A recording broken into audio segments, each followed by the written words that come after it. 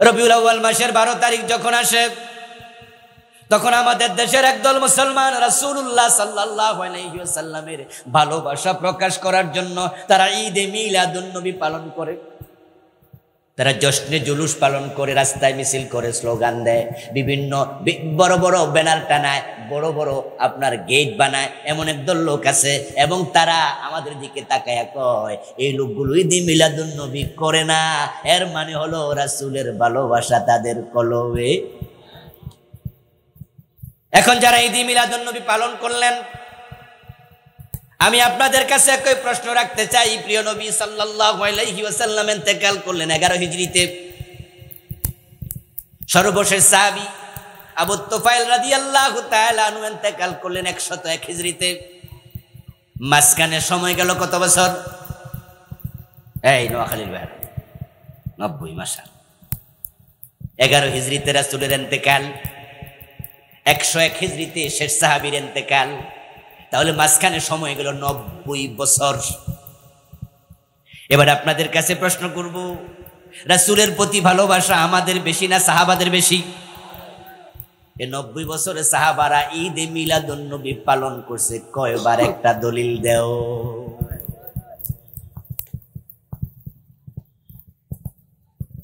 রাসূলের সাহাবারা হায় হোসেন করেনি, আমরাও করি না।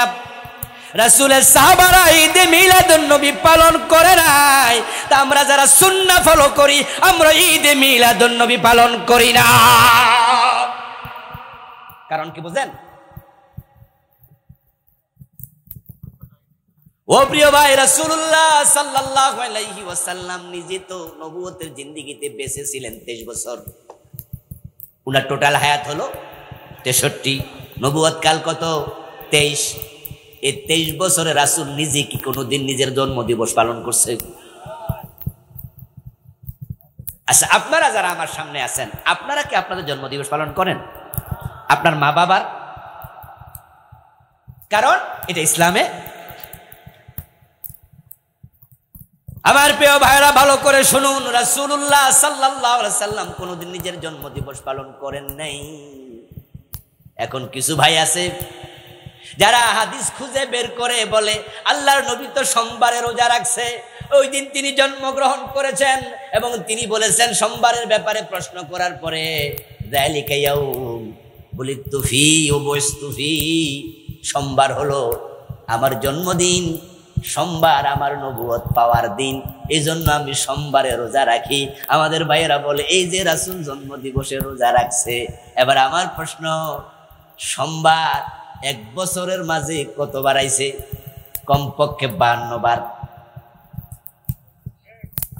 52 সপ্তাহ 1 বছর, নাকি ভুল বলি নাই তো? তো প্রতি সপ্তাহে একবার মঙ্গলবার আসেনি, তো রাসূলের জন্ম কি প্রতি সোমবার হয়েছিল? 1 নম্বর প্রশ্ন, বুঝেন কিন্তু। দ্বিতীয় প্রশ্ন হলো, আল্লাহর হাবিব যদি উনার দিবসটাকে সেলিব্রেট করেন জন্ম দিবস রোজা রাখার মাধ্যমে, তাহলে আমাদের উচিত হলো ওই দিন রোজা রাখা। কিন্তু যারা ঈদে মিলাদুন নবী পালন করে সেদিন রোজা রাখে না খেচুড়ি খায়, তো কেমনে মিলল? এখন এই লোকগুলো আমাদের দিকে আঙ্গুল তোলে, বলে তোমরা রাসূলকে ভালোবাসো না। আসলে বাংলাদেশের ইসলামটা আমাদের কাছে হয়ে গেল যে যেমন বলে তেমন ইসলাম। মোটেও নাম, ইসলাম শিখতে হবে কোরআন এবং হাদিস থেকে। কোরআন হাদিসের বাহিরে ইসলাম খোঁজা যাবে না। কিছু লোক কিছু যুক্তি দেবে, কিছু কথা বলবে, আর আপনি শুনে বলবেন মনে হয় এটা ঠিক, ওই হুজুরটা শুনে মনে হয় এইটাই ঠিক। এটা তো ইসলাম না। আজগবে কিছু কথা মানুষ শোনাবে, আর আপনি দ্বিমত করলে আপনাকে গালিগালাজ শুরু করে দেবে। ইসলামটা হয়ে গেল প্রত্যেকের নিজস্ব গোত্রীয় সম্পদ। তা আমার গোত্র, আমার চিন্তা, আমার চেতনার সাথে মিলবে না, তখন আমি গালিগালাজ শুরু করব।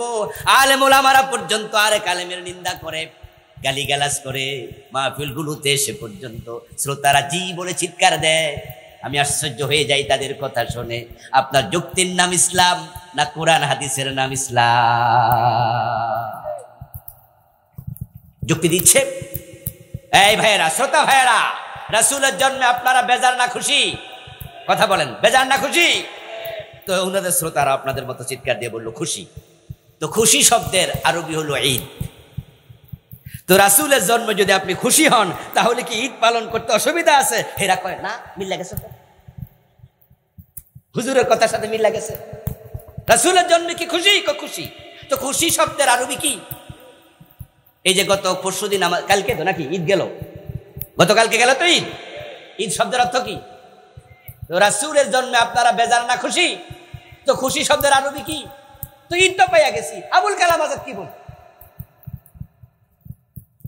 আমার দোস্ত, যদি তোমার এই যুক্তি দিয়ে ইসলাম হতো তাহলে প্রিয় নবী নিজেও তো এ জাতীয় ঈদে মিলাদুন নবী পালন করতেন। আরো জঘন্য ভাবে কি বলে জানেন? এবার বলে যারা ঈদে মিলাদুন নবী পালন করে না, বুঝতে হবে রাসূলের জন্মে তারা, ওই যে যারা হাই হোসেন বলে না, বুঝতে হবে হোসাইনের ভালোবাসা তাদের হৃদয়ে নাই।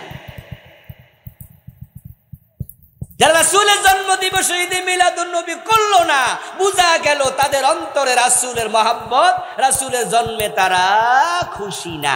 এবার কি বলে? জঘন্য কথা বলতেছে, রাসূলের জন্মে আকাশ খুশি, বাতাস খুশি, রাসূলুল্লাহর জন্মে ফেরেশতা খুশি, রাসূলের জন্মে तमाम মাখলুকাত খুশি। শ্রোতারা বলে জি, কিন্তু শয়তান খুশি না বেজার? রাসূলের জন্মে কি শয়তান খুশি না বেজার? এবার হেরাই না, এবার কয় দেখো যারা ঈদে মিলাদুন নবী পালন করে না তাদের সাথে কাদের মিল পাওয়া গেল। আস্তাগফিরুল্লাহ, লা হাওলা ওয়ালা কুওয়াতা ইল্লা বিল্লাহ। আচ্ছা, আমরা যারা ঈদে মিলাদুন নবী পালন করি না, রাসূলের জন্মে কি আমরা বেজার? এটা কি হতে পারে? আরে জালেম বক্তা কোথাটা কোথায় লাগে।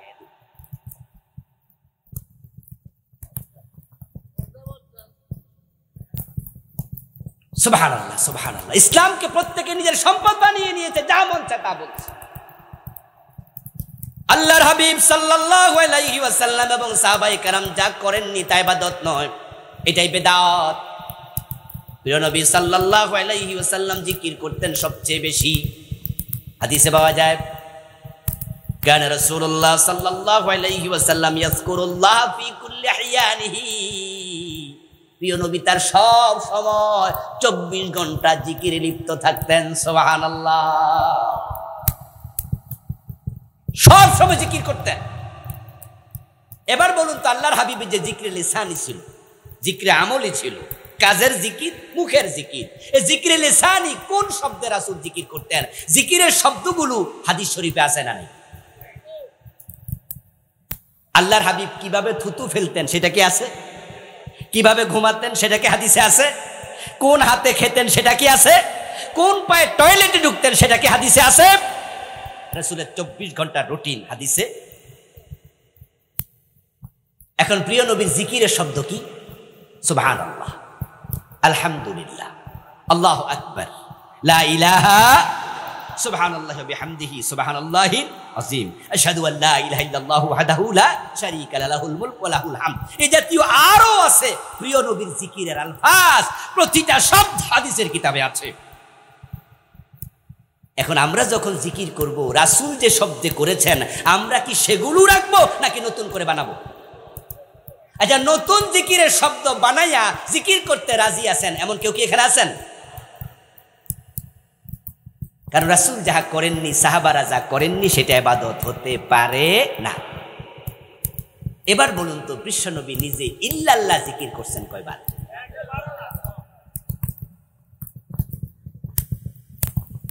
আমাদের এই কথাগুলো ভিডিও হচ্ছে, এখানে শ্রোতা আছেন আপনারা যতজন, এই ভিডিও চলে যাবে তার 100 গুণ 200 গুণ বেশি মানুষের কাছে।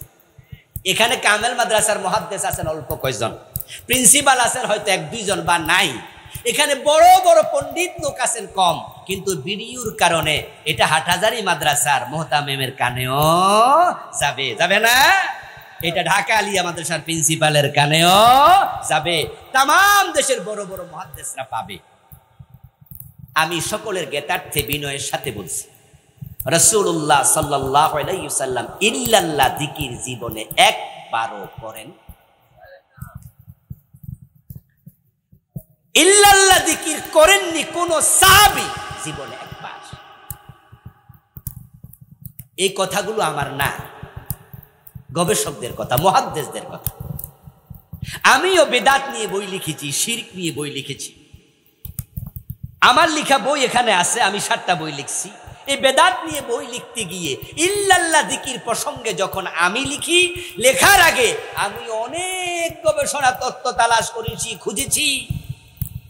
বড় বড় আলেম যারা জীবিত আছে তাদের কাছে ফোন করেছি, জানতে চেয়েছি ইল্লাল্লাহ জিকির বাংলাদেশে চালু আছে, প্রায় দরবারের পীর সাহেবরা করে, মুরিদরা করে। আমি হাদিসে পাইলাম না। কেন নাই? নাকি আমার ইলমের কমতি? পরে ওস্তাদরা জানাইলো আসলে হাদিসে কোত্থেকে পাইবা, রাসূলুল্লাহ ইল্লাল্লাহ জিকির একবারও করেন নাই।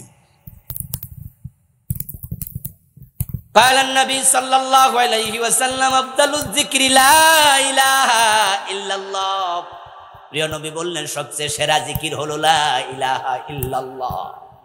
এখন আপনি যে মাজা ভাঙিয়া দিলেন, লা ইলাহা বাদ দিয়া ইল্লাল্লাহ ইল্লাল্লাহ বলতেছেন, রাসূলের কালেমা, আল্লাহর দেয়া কালেমা, ইমানের কালেমা, এটাকে ভাঙ্গার অধিকার আপনারে দিল কে?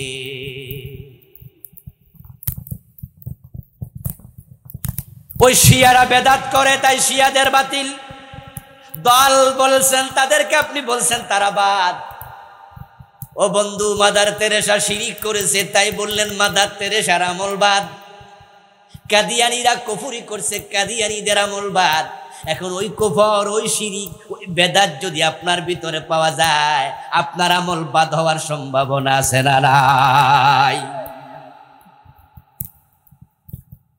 5টি কারণে আমল বাদ হয়। কয় কারণে?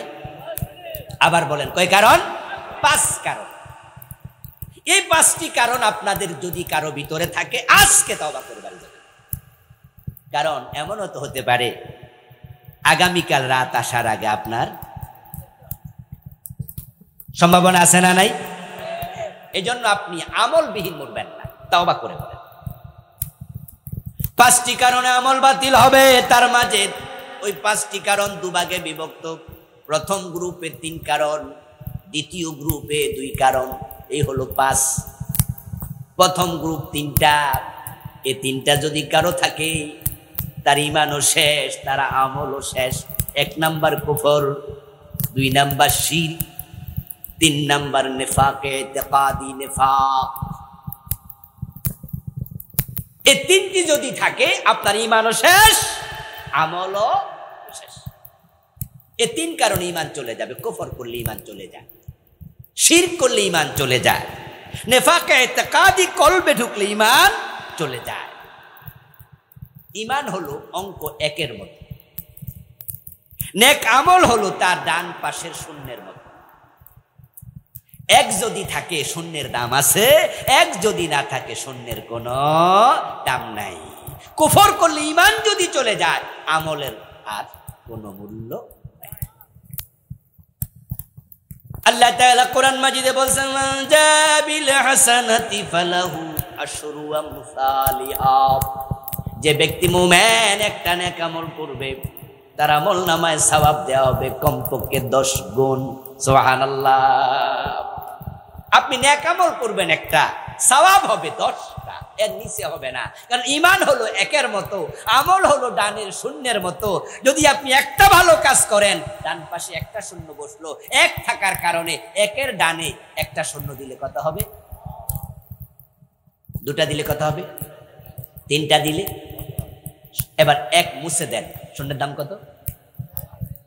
সাবধান মুসলমান, ঈমানের ব্যাপার। 3টা কাজ করবেন, ঈমান চলে যাবে।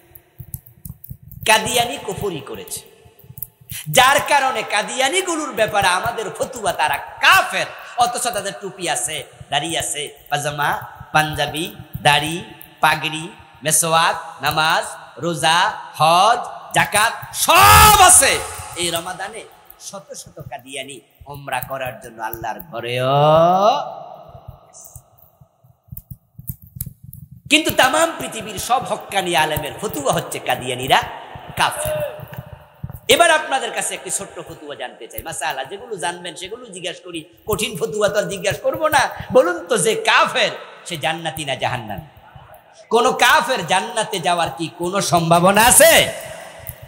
ইন্নাল্লাযীনা কাফারু মিন আহলিল কিতাবি ওয়াল মুশরিকিনা ফি নারি জাহান্নামা খালিদিনা ফিহা। কাফের মুশরিক চিরকাল জাহান্নাম, কাদিয়ানী যারা তারা চিরকাল জাহান্নাম। ঠিক একটা হিন্দু, একটা ইহুদি, একটা খ্রিস্টান, সে যেমন, যারা কাদিয়ানী তারা হুবহু। আশ্চর্য বিষয় হলো তাদেরকে দেখতে একবারে আমাদের মতো। কোন কাদিয়ানী যদি আপনার পাশে দাঁড়াইয়া নামাজ পড়ে, তার নামাজের স্টার্ট থেকে এন্ডিং পর্যন্ত, শুরু থেকে শেষ পর্যন্ত আপনি বুঝতেই পারবেন না এ লোকটা কাদিয়ানী। কারণ তার নামাজ, কিয়াম, কুহুদ, রুকু, সিজদা, আত্তাহিয়াতু যা আছে সব আপনার সাথে 100% কিন্তু লোকটা আপনার ডানে দাঁড়িয়ে নামাজ পড়লো, বামে দাঁড়িয়ে পড়লো, অথচ লোকটা কাদিয়ানী। সে মুমিন না কাফের?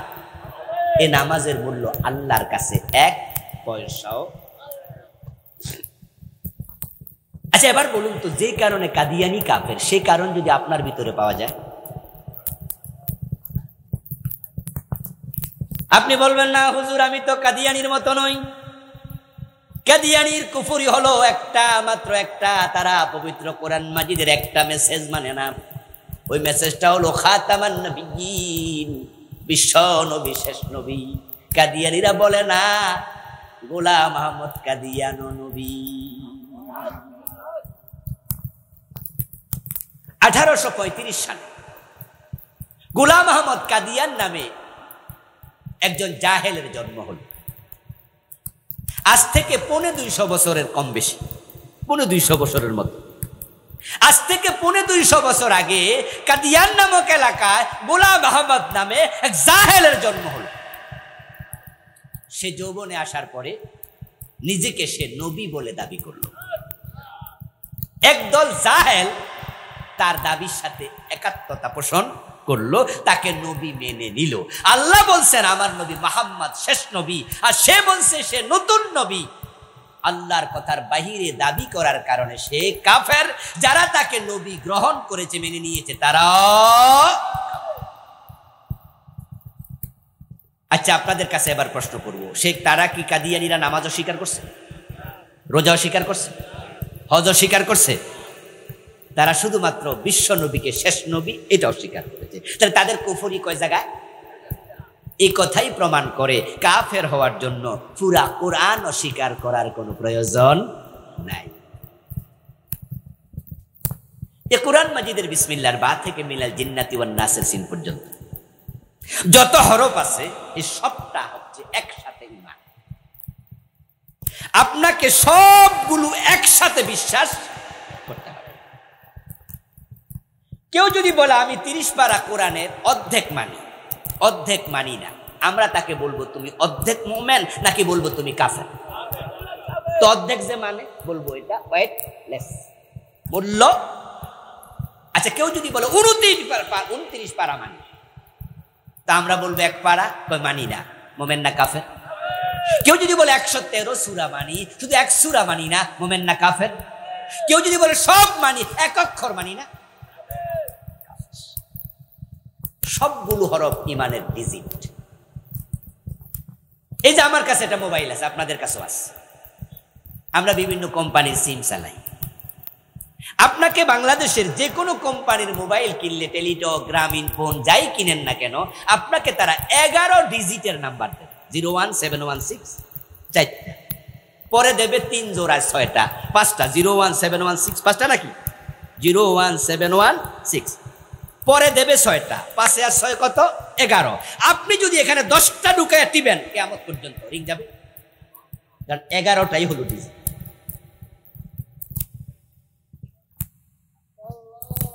আমার মুসলমান ভাইয়েরা, কাফের হওয়ার জন্য আল্লাহর কোরআন সবটা স্বীকার করা লাগবে না। যদি আপনি একটা বিধান অস্বীকার করেন, আপনার ঈমান শেষ। এখন আল্লাহ তাআলা বলছেন নবী মুহাম্মদ শেষ নবী, কাদিয়ানি এটা মানলো না, তারা কাফের হলো। আল্লাহ বলছে শয়তানকে লক্ষ্য করে, ও শয়তান আদমরে কেন সেজদা করলি না? শয়তান যদি বলতো আল্লাহ সরি, আল্লাহ তারেও মাফ করার ক্ষমতা আল্লাহর ছিল, কিন্তু সে মাফ চায় নাই, সে গাদ্দারি করছে। আল্লাহর একটা আদেশ লঙ্ঘন করার কারণে ইবলিস মুমিন না কাফের। তাহলে শয়তান যে কাফের হলো, আল্লাহর আইন মানে নাই কয়টা? এখন আমরা যারা আজকের মাহফিলে আছি, আমাদের কাছে এবার আসি, চোর ধরে হাত কাটো এমন আইন আল্লাহর কোরআনে আছে না নাই? 52 বছরের বাংলাদেশে মানছেন কয়দিন?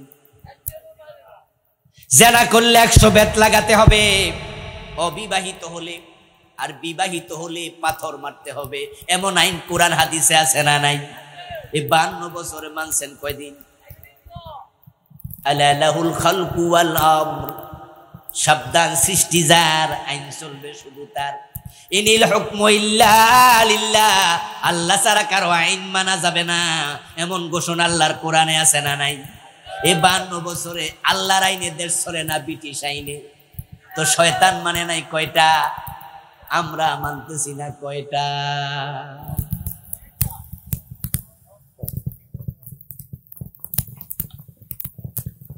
ও দোস্ত, সমালোচনা করো না হয় সেদিন যায় দেখবা তোমার আমল নামে এরকম খালি কিচ্ছু নাই, কিচ্ছু নাই।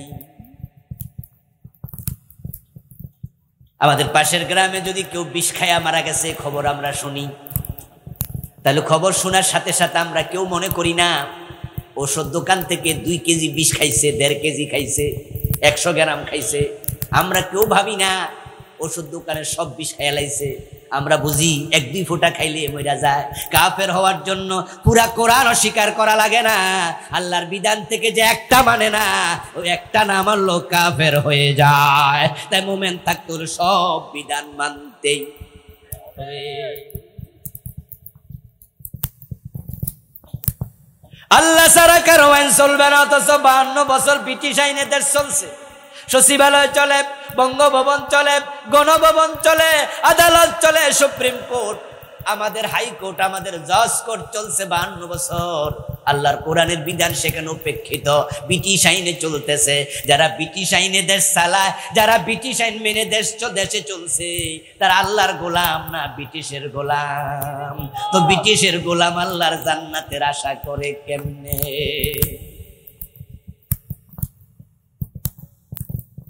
যে ওয়াজগুলো আমরা করি এগুলো ঝুঁকিপূর্ণ ওয়াজ।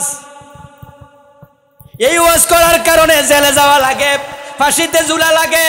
আর আল্লাহর আইনের ওয়াজ না কইরা মিঠা মিঠা ওয়াজ করলে হালুয়া রুটি মিলে, ফাঁসির রশি দেখে না, বরং খাইতে খাইতে গদ্দান মোটা হয়, ফুলের মালা বাবা হয় না। জানার পরেও ঝুঁকিপূর্ণ ওয়াজ আমরা কেন করি? এই ওয়াজ করার কারণে কত আলেম জেল খাটলো, আমরা এরপরও কেন করি? এর কারণ হচ্ছে ইমান, ইমান, ইমান। আপনাদেরকে আমরা বেঈমান অবস্থায় মরতে দিতে পারি না। তাই আমরা এই দেশে ইসলাম কায়েম হোক আর না হোক, কিন্তু আমরা ইমান নিয়ে মরতে চাই। তাই চিৎকার দিয়ে ঘোষণা করছি, এক আল্লাহ ছাড়া কারো আইন মানব না।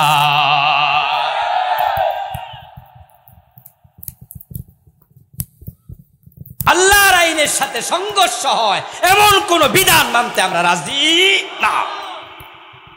এই কথা বললে যদি জেলে যাওয়া লাগে, এই কথা বললে যদি ফাঁসির রশিতে ঝুলা লাগে, ফাঁসির মঞ্চে যেতে রাজি হওয়া লাগবে। এটা হচ্ছে ইমানের দাবি। কুফরি চলছে অ্যাভেলেবেল, সাবধান, কুফর থেকে সাবধান। বাংলাদেশে চলমান কুফরি গুলো নিয়ে আমি এই বইটা লিখছি। এটার নাম দিছি ইমান, কুফর ও নিফাক। এই দেশে চলমান কুফরি গুলো আমি এখানে তুলে ধরেছি। কত রাইটার লিখেছে, ইলম শিক্ষা করা নফল না ফরজ, মৌলিক ইলম শিখতেই হবে, কুফরি নিয়ে মরা যাবে না। শিরিক করলে ইমান চলে যায়। এই দেশে চলমান শিরকের অভাব নাই। সর্বাঙ্গে ব্যথা, মলম দেব কোথায়? আমি শিরিক নিয়ে বইটা লিখেছি, ছোট্ট বই, 29টা লেখছি। এর মাঝে আমাদের দেশে কত রকম শিরিক।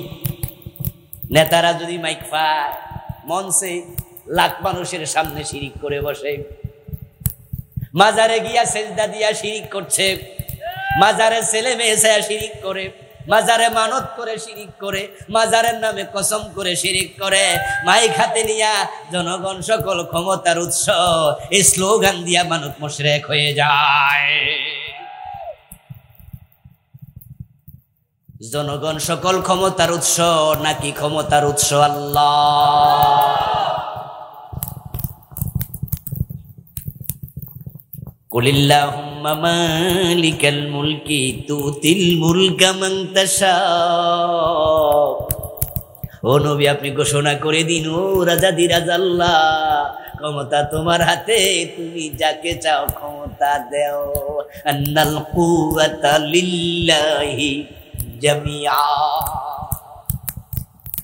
আর আমার নেতা মাইক হাতে পাইয়া কয় জনগণ সকল ক্ষমতার উৎস, আর আমরা জনগণ ফার্ম শুইনা খুশি, মাশাআল্লাহ আমরা ফার্ম দিছি। আমরা কইছে যে সব ক্ষমতা নাকি আমরা।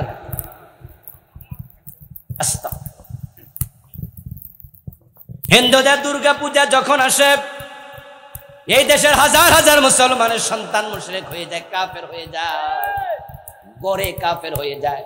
কারো স্লোগান পর্যন্ত কিতাবে ঢুকাইয়া দিছে, প্রাইমারির বইতে ঢুকাইয়া দিছে, ধর্ম যার যার, উৎসব সবার। হিন্দুদের দুর্গা পূজা এমন মণ্ডপ আছে এখানে হিন্দুর চেয়ে মুসলমানের সংখ্যা বেশি, বইয়ের ভিতরে ঢুকাই দিছে। হিন্দুদের দুর্গা পূজার সময় দেখবেন টেলিভিশনের স্ক্রিনের মাঝে কোনায় বারবার ওঠে শারদীয় দুর্গা পূজার ইমান তোমার শেষ। দুর্গা পূজা, মূর্তি পূজা জায়েজ না হারাম?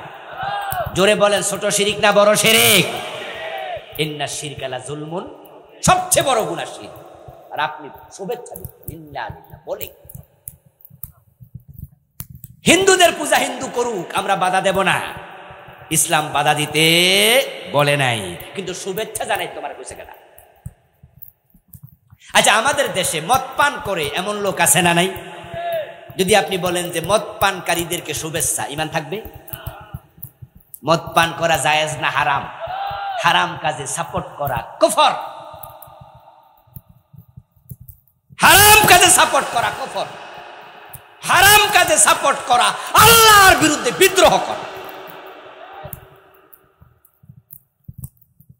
এক ছেলে মদ খাইছে, ইমাম সাহেবের কাছে খবর আসছে যে অমুকের পোলা ইদানিং ইয়াবা আসক্ত, মদ পান করে। ইমাম সাহেব হুজুরের কাছে ছেলে বক্তব্য করছে, তাই হুজুর তারে রাস্তায় পাইয়া ধরছে, এই পোলা এদিকে। ছাত্র হিসাবে ওই পোলার উপর ওনার একটু আবদারও, এইদিকে। পোলা ওস্তাদের সামনে আইসা খাড়াইছে, ওস্তাদের সামনে খাড়াইয়া কয়, হুজুর কেন ডাকছেন? কই শুনছি ইদানিং নাকি তুই মদ পান করিস। যুবক ছেলে মাথা নত করে ওস্তাদকে বলতেছে, হুজুর সঙ্গ দোষে একটু নষ্ট হইয়া গেছি, হুজুর আপনি একটু আমার জন্য আল্লাহর কাছে একটু দোয়া করেন হুজুর। আমিও চাই যে আমি যেন এগুলা না খাই, আমি ফিরে আসতে চাই হুজুর, আমার একটু সঙ্গ দোষে শেষ হইয়া গেছি, আপনি দোয়া করেন। এই অবস্থায় পাশ দিয়ে হেঁটে যাচ্ছে ওই এলাকার এক মুরব্বী, গ্রাম্য সর্দার। উনি হুজুরের কথা শুনছে, এই পোলার আওয়াজও শুনছে যে বলছে মাপ চাই। তখন মুরব্বী হুজুর রেখে, হুজুর সারেনছে সারেনছে, পোলাপান মানুষ এই বয়সে একটু একটু। এমন কথা বলার মতো লোক সমাজে আছে না নাই? এবার মাসালা শুন। এই কথা শোনার সাথে সাথে ইমাম সাহেব হুজুর মুরব্বীরও বলল, মুরব্বী তাহলে কি যৌবন কালে আমনো একটু একটু? সাথে সাথে মুরব্বী কয়, তওবা তওবা তওবা ইন্না লিল্লাহ, হুজুর হুজুর আপনি এইসব কি কন? আমি জীবনে মদ হাতে ধরেও দেখি নাই। মুরব্বীর কথা যদি সত্য হয়, মাসআলা কিন্তু একটু ভিন্ন। আমরা ধরে নিলাম এই মুরব্বী জীবনে কোনোদিন মদ খাওয়া দূরের কথা টাচ করে নাই, কিন্তু শরীয়ত বলবে যে যুবক মদ পানকারী, সে মদ খাওয়ার পরে অনুতপ্ত, তাই সে হলো ফাসেক, কবিরা গুনাহকারী, ঈমান যায় নাই। কিন্তু যেই মুরব্বী জীবনে মদ খায় নাই, ধরেও নাই, সে মদের ব্যাপারে বলেছে যৌবনকালে একটু একটু খাইতে পারে, সাপোর্ট করার কারণে ঈমান চলে গেছে। এবার আপনাদেরকে বলতে চাই, দুর্গা পূজাকে যারা সাপোর্ট করলো, ধর্ম যার যার উৎসব সবার, তাদের ঈমান আছে না গেছে?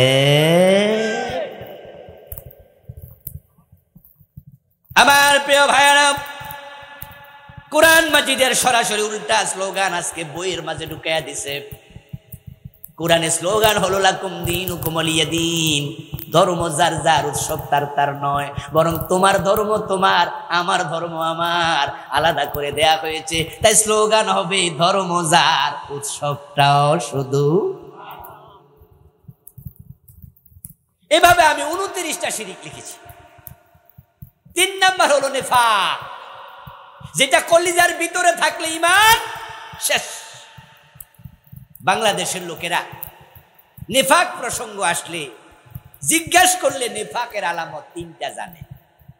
ইজা হাদ্দাসা কাযাবা, ওয়া ইজা ওয়াআদা আখলাফ, ওয়া ইজা আতুমিনা খানা। হুজুররা মসজিদে নিফাক প্রসঙ্গ আসলে এই হাদিসটাই বলে, কথা বললে মিথ্যা বলবে, এটা মুনাফিকের আলামত। ওয়াদা করলে লঙ্ঘন করবে, এটা মুনাফিকের আলামত। আমানত রাখলে খেয়ানত করবে, এটা মুনাফিকের আলামত। অথচ এই হাদিসে যে আলামতের কথা বলা হলো, কোনোটাই কুফরি না, কোনোটাতে ঈমান যাবে না। এটা নেফাকে আমলি, এটাতে গুনাহ হয়, ঈমানে ঘাটতি হয়। আচ্ছা, মিছা কথা কইলে যদি ঈমান যাইতো, এখানে মিছা কথা জীবনে কন্যায় কয়জন আছে? তো ঈমান তো এমনি গেছে সব, হুজুরেরটাও যাইতো। কথা বোঝেন না আমার? হ্যাঁ, মিথ্যা বললে কবিরা গুনাহ হয়, কিন্তু ঈমান যায় না। তাহলে আমাদের দেশে নিফাক নিয়ে যত আলোচনা, ছোট নেফাক, মূলত বড় নেফাক যেগুলোতে ঈমান যায়, এগুলোর আলোচনা খুবই কম। ইযা উনজিলাত সূরাতুম মুহকামা ওয়া যুকিরা ফীহাল কিতাল রাআইতাল্লাযীনা ফী কুলুবিহিম মারাদুন ইয়ানজুরুনা ইলাইকা নাযারাল মাগশিয়্যি আলাইহি মিনাল মাউত। আল্লাহ বলো, নবী মুনাফিক চিনতে চান? আপনার দরবারে মুনাফিক আছে। আবু বকর, ওমর, ওসমান, আলী, সাহাবায়ে কেরাম রাদিয়াল্লাহু তাআলা আনহুম, তাদের মজলিসের মাঝে আব্দুল্লাহ ইবনে উবাইর মতো মুনাফিকও আছে না নাই? ও প্রিয় নবী, কারা কারা মুনাফিক আপনি চিনতে চান? আমি আল্লাহ চিনাচ্ছি। যখনই কোরআনের কোন আয়াত নাজিল হবে, যে আয়াতের মাঝে জিহাদের কথা থাকবে, কিতালের কথা থাকবে, লড়াইয়ের কথা থাকবে, যখন জিহাদের আয়াত নাজিল হবে, আপনি দেখবেন এই আয়াত শোনার সাথে সাথে আপনার সামনে উপস্থিত লোকদের কারো কারো চেহারা কালো হয়ে গেছে। যাদের কলবে নেফাক আছে, তারা জিহাদ সহ্য করতে পারে না। তারা আপনার দিকে এমন ভাবে তাকাবে, মনে হয় যেন মৃত্যু দেখতেছে, মানে চেহারা ফেকাশ। জেহাদের কথা শুনলে হাস্যাস বাস্যাস মিছিল শুরু হয়, জেহাদের কথা শুনলে রক্ত গরম হয়ে যায়, এমন কিছু লোক আছে না নাই? আবার জেহাদের কথা শুনলে জঙ্গিবাদের গন্ধ পায়, এমন লোক আছে না নাই? জেহাদের ওয়াজ করবেন পীর সাহেব হুজুরের মজলিস, পীর সাহেব হুজুরের মজলিস, সামনে সব মুরিদ, উপরে আছে আলেম ওলামা। একজন বক্তা, উনি আলোচনা করতে গিয়ে জিহাদ প্রসঙ্গ আলোচনা শুরু করছে। তখনই নিচের শ্রোতাদের মাঝে অনেকেই বিরূপ প্রতিক্রিয়া, কয় যে মনে হয় এই হুজুর কোন রাজনীতি করে। জিহাদের ওয়াজ শুনলে দেখবেন যে অমুক দল তমুক দল ট্যাগ লাগাই দেয়। আচ্ছা, আপনাদের কাছে আমার প্রশ্ন, দয়া করে একটু উত্তর দিয়েন। ওয়াজ আমি সংক্ষেপ করে আনতেছি। আমার প্রিয় ভাইয়েরা, যে নামাজের কথা কোরআনে আছে, ওই কোরআনে আল্লাহর জেহাদের, আল্লাহর পথে জেহাদের কথা আছে না নাই? তো নামাজের ওয়াজ শুনলে কোনোদিন কি কইছেন এই হুজুর মনে অমুক দল করে? তো জেহাদের কথা শুনলে কেন কইলেন? কি খাইজে মানে কি চুলকা? জেহাদের মাঝে চুলকানি আছে এমন কিছু লোক নামাজিদের মাঝেও আছে না নাই? রোজাওয়ালাদের মাঝে আছে না নাই? এমন পীর বাংলাদেশে আছে, লাখ লাখ মুরিদের পীর, জীবনে জিহাদের ওয়াজ একদিনও, শুধু জিকির আজকার, শুধু জিকির আজকার, নামাজ পড়ো, রোজা রাখো, জিকির করো, জান্নাতে ঢুকে যাও। আমার প্রিয় ভাইরা, নামাজের কথা যে কোরআনে আছে, জিকিরের কথা যে কোরআনে আছে, জিহাদের কথা সে কোরআনে আছে। ইসলাম পূর্ণাঙ্গ জীবন বিধান, কিছু মানবা কিছু মানবা না, ঈমান। আল্লাহর নবী মুহাম্মদুর রাসূলুল্লাহ সাল্লাল্লাহু আলাইহি ওয়াসাল্লাম নিজে 27টি যুদ্ধে ছিলেন সেনাপতি। রাসূলুল্লাহ সাল্লাল্লাহু আলাইহি ওয়াসাল্লামের সাহাবাদের মাঝে আপনি একজন সাহাবী সক্ষম যুদ্ধে যায় নাই নাম খুঁজে পাবেন? একজন না, একজন। সব সাহাবী যায়। এমনিতে ওয়াজের ময়দানে ফাটাই ফেলে, ফেসবুক গরম করে ফেলে, আমরা সাহাবীদের অনুসারী, সাহাবীদেরকে আমরা ভালোবাসি, কিন্তু সাহাবীদের চরিত্র জীবনে অনুপস্থিত। এটার নাম প্রকৃত ভালোবাসা? আমার প্রিয় ভাই, রাসূলুল্লাহ সাল্লাল্লাহু আলাইহি ওয়াসাল্লামের একজন অন্ধ সাহাবী ছিলেন আব্দুল্লাহ ইবনে উম্মে মাকতুম রাদিয়াল্লাহু তাআলা আনহু। ওনার জীবনী পড়ে দেখুন, গাজওয়ায়ে কাদেসিয়াতে ইবনে উম্মে মাকতুম উনিও শাহাদাত বরণ করেছে। অন্ধ সাহাবী যুদ্ধের মাঠে যায়, আর আমাদের মুসলমানের সন্তান যুদ্ধের মাঝে, জিহাদের মাঝে জঙ্গিবাদের গন্ধ পায়। এগুলো কপাল পড়া। জঙ্গিবাদের সাথে জিহাদের কোনো সম্পর্ক নাই। জঙ্গিবাদ হারাম আর জিহাদ করা ফরজ। জিহাদ মানে কি? আবার কেউ কেউ বাংলাদেশে জিহাদের ভুল ব্যাখ্যা করে, ভুল ব্যাখ্যা করে পোলাপানের ট্রেনিং দেয় পার্বত্য চট্টগ্রাম নিয়ে, বিভিন্ন জায়গায় হামলা করে, কয় চলো গাজওয়ায়ে হিন্দের প্রস্তুতি নেই। কিভাবে? অস্ত্রের ট্রেনিং দেয়। আর আমাদের কিছু পোলাপান রক্ত গরম, কয় তাহলে চলেন জিহাদে চলে যাই। আচ্ছা, আপনাকে এইভাবে জিহাদের ট্রেনিং নেওয়ার জন্য ইসলাম বলছে? জিহাদের জন্য আমির চাই, নেতৃত্ব চাই। জিহাদ হবে অন্যায়ের বিরুদ্ধে, সাধারণ মানুষের বিরুদ্ধে না। আমাদের উত্তরবঙ্গে বাংলা ভাই জিহাদের নাম দিয়া মানুষ মাইরা গাছে ঝুলিয়ে রাখছে। আপনাদের ভুলে যাওয়ার কথা নয়, আব্দুর রহমান শায়েখ 500 জায়গায় একসাথে বোম ফুটাইছে। সিনেমা হলে বোমা মেরে সাধারণ দর্শক মারছে, জিহাদ করছে। বিচারালয়ে বোমা মেরে বিচারক হত্যা করে জিহাদ করেছি। ইসলাম কি সাধারণ মানুষকে মারার জন্য বলেছে? 500 জায়গায় বোমা ফুটানোর নাম জিহাদ নয়। আদালতে বোমা মেরে বিচারক হত্যার নাম জিহাদ নয়। বরং জিহাদ কি? জিহাদ হলো অন্যায় যেখানে প্রতিবাদ সেখানে শুরু হবে মুখ দিয়া, লিখা হবে কলম দিয়া, সেমিনার সিম্পোজিয়াম হবে, মিছিল হবে, মিটিং হবে, অন্যায়ের বিরুদ্ধে কথা বলতে থাকবেন। আবার এক পর্যায়ে যখন প্রয়োজন হবে হাতে তলোয়ার নেওয়া লাগবে। অন্যায় যেখানে প্রতিরোধ, এটার নাম জিহাদ। সাধারণ মানুষ মেরে ফেলার নাম জিহাদ নয়। এবার বলুন তো, আমাদের দেশে অন্যায় অনাচার আছে কিনা? তো সেখানে মুখের জিহাদ কয়দিন করেছে? রাস্তার পাশে দাঁড়াইয়া যুবতী মেয়ে কাঁদছে, পাশ দিয়ে হেঁটে যাচ্ছে এলাকার মেম্বার সাহেব, জিজ্ঞাসা করলো, কি গো মরিয়ম, কাঁদস কেন? মরিয়ম বলে, চাচা কান্দবো না, আপনি তো জানেন যে আমি গরিব স্বামীর ঘরে আছি, বাবা মরছে 8-10 বছর হয়ে গেছে, আমার ছেলেটা একটু বড় হয়েছে, ওরা একটু মালয়েশিয়া পাঠাইতে চাইছিলাম, এখন তো টাকা নাই, তাই আমার বাবার যে জমি জামা আছে আমি আজকে আসছিলাম আমার বড় ভাইয়ের কাছে যে ভাই আমার পাওনা জমিটা আমার একটু বেচা কিনা দেও, আমি তোমার বাগিনারে একটু মালয়েশিয়া পাঠাবো। আমার বড় ভাই আমার গলায় ধাক্কা মাইরা কয়, বাইরে বেনি, কোনো জমি পাইতি না। এজন্য রাস্তায় খাড়ায় খাড়ায় কান্দি, এখন বাড়িতে গেলে তো স্বামীও ধাক্কা মারবো, আমি কই যাব? মেম্বার সাহেব মনে মনে ভাবে, এই মেয়ের পক্ষ হইয়া যদি আমি ভাইয়ের অন্যায়ের বিরুদ্ধে জিহাদ করি, মুখে কথা বলি, আগামী নির্বাচনে ভোটটা আমার তো, কারণ এই মাইয়ারে বিয়ে দিছি তো পাশের থানায়, তো ওইখানে কি আমি মেম্বারে নির্বাচন করবো না? এই মেয়ের ভাই না আমার ভোটা। উনি ভোট পাওয়ার মানুষে আস্তে কইরা উনার সুর পরিবর্তন করে বলতেছে, আরে মরিয়ম, মারফেডের বাই যদি জমি না দেয় আমি কি দাম কম? আস্তে করে চলে গেছে। কিছুক্ষণ পরে সেখান দিয়ে হেঁটে যাচ্ছেন আপনি এলাকার একজন মোড়ল। একই প্রশ্ন করলেন, মেয়েটা একই উত্তর দিল। আপনি মনে মনে ভাবলেন, এখন যদি আমি মেয়েটাকে বলি চল তোর ভাইয়ের কাছে, ও কি মগের মূল্য পাইছে নাকি, ওর একটু জিজ্ঞাসা করি তোর বোনের জমি তোর বাবার হক কেন দিবি না, তোর যেমন হক আছে তোর বোনের আছে না, চল মরিয়ম একটু জিজ্ঞাসা। এটার নাম হলো মুখের জেহাদ, এটা অন্যায়ের বিরুদ্ধে জেহাদ। কিন্তু মোরল ভাবে আচ্ছা যদি অনেক ফোলার কাছে আমি যাই তাহলে সম্পর্কটা কি আগের মতো চাচা বাতিজার ভালো থাকবো না একটু ঘাটতি হইব? মাইয়ার পক্ষ নিয়ে সম্পর্কের ঘাটতি করে কেডা? আস্তে করে আবার মোরল কইতাছে, বাতিজি মার ফেডের বাই যদি জমি না দে আমি কিতা। আচ্ছা এই পরিবেশটাই সমাজে আছে কি? কথা বলতে হবে আপনাদের, আছে কি না? তোমরাই হচ্ছ নীরব ঘাতক, তোমরাই হচ্ছে বোবা শয়তান। আসাকিতুনিল হক শয়তানুল আখরাস।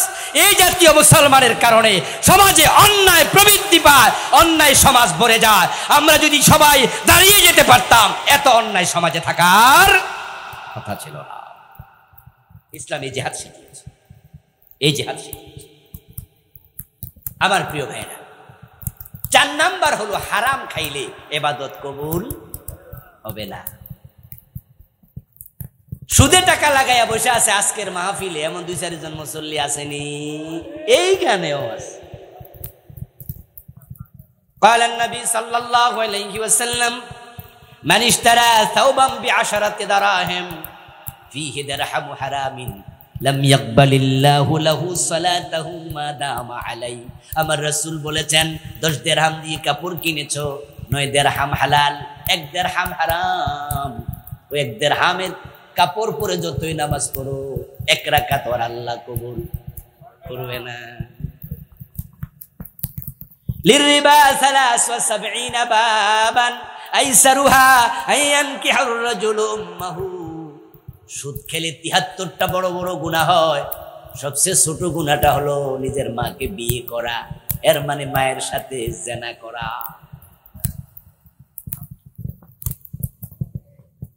من أكل درهم ربا وهو يعلم أنه أشد من 36 زينة।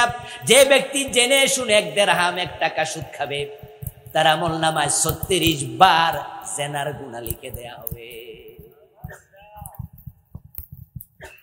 হারাম খাইয়া আল্লাহর কাবায় যায় দোয়া করলে দোয়া কবুল হয় না। হারাম খাবেন তো ইবাদত কবুল বন্ধ। বিদ্যুৎ যখন দেশে ছিল না, আগের বিয়ে শাদী কি দিনে বেশি হইতো না রাতে বেশি হইতো? মাশাআল্লাহ আমাদের সমবয়সীরা বাইসা আছে তাই কইছে, আজ থেকে 20 বছর পরে জিগাইলে মানুষ কইবো রাইতে আবার বিয়ে হয় না। কিন্তু আমাদের সময় আমাদের সিনিয়ররা বিয়ে কি দিনে করছে না রাতে বেশি? রাতের বেলায় খাবার দাবারের জন্য যখন অ্যারেঞ্জমেন্ট হতো তখন সেখানে বিদ্যুতের লাইট ছিল না, কিছু লাইট ছিল বড় বড়, এগুলো তো ফার্ম দেয়া লাগতো। এই এলাকায় এগুলোর নাম কি? আচ্ছা, ওই লাইট কেরোসিন দিয়ে চলতো নাকি? মাঝে মাঝে দেখতাম আমরা ওই লাইটের যে বল আছে আলোটা একটু কমে যেত। তখন যারা মিস্ত্রি তারা বলতো যে এখানে কেরোসিনের সংযোগে একটু ধুলাবালি রয়েছে।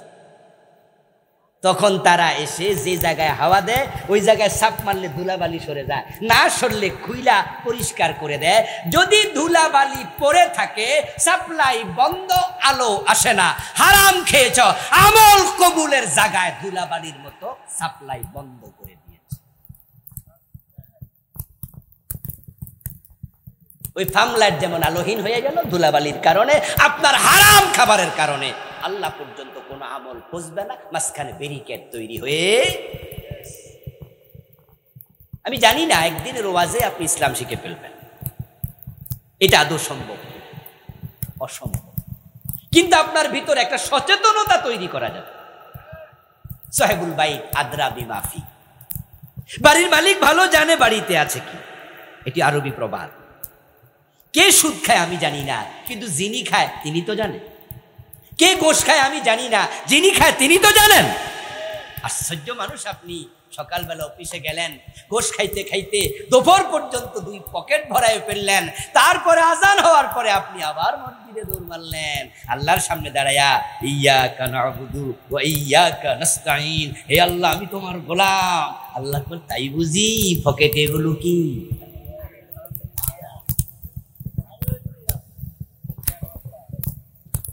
আল্লাহকে আপনি এত সোজা পাইলেন যে আপনি আল্লাহর সামনে দাঁড়িয়ে বলবেন আমি গোলাম আর আল্লাহ জান্নাত দিয়ে দেবে? এত সোজা, এত সোজা। সাবধান মুসলমান। 5 নাম্বার হচ্ছে বেদাত করলে আমল কবুল বন্ধ। বেদাত নিয়ে যে বই লিখেছি ওটাতে আমি বাংলাদেশে চলমান 38টা লিখেছি।